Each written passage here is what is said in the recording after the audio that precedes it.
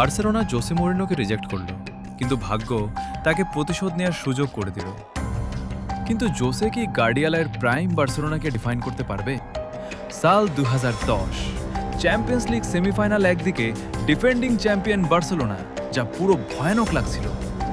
কিন্তু ওদের সামনে একজন ব্যক্তি দাঁড়িয়েছিল, যে কিনা গার্ডিওলা এবং বার্সেলোনাকে ভিতর থেকে জানত, যে ছিল জোসে মরিনো। এটা শুধু একটা চ্যাম্পিয়ন্স লিগ সেমিফাইনাল ছিল না, এটা ছিল প্রতিশোধের ম্যাচ। প্রথম লেগে শুরু হলো, জোসে মরিনো পুরো ফুটবল হিস্ট্রি নাড়িয়ে দিল। ইন্টার মিলান বার্সেলোনাকে 3 গোল দিয়ে দিল। অনেকে ভাবলো প্রতিশোধ নেওয়া শেষ হয়ে গেছে, কিন্তু পরে আসলো দ্বিতীয় লেগ। ক্যাম্প নউয়ের মাঠে সামনে ছিল মেসি, জাভির মতো চক্ষু ধাঁধানো তারকা।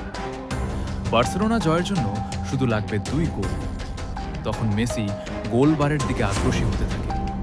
সবাই ভাবে ম্যাচ যে কোনো সময় ঘুরে যাবে, কিন্তু জোসে এটার জন্য আগে থেকেই প্রস্তুত ছিল।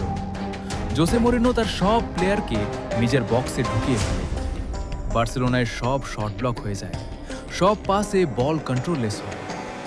এমন ম্যাচ খেলা হচ্ছিল যা ফুটবল জগৎ কোনোদিন চিন্তাও করেনি।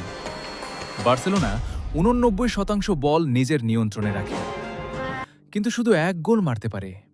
ইন্টার মিলান জিতে যায়। ক্যাম্প নো সাইলেন্ট হয়ে যায়। পুরা মাঠে শুধু একজনের নাম শোনা যায়,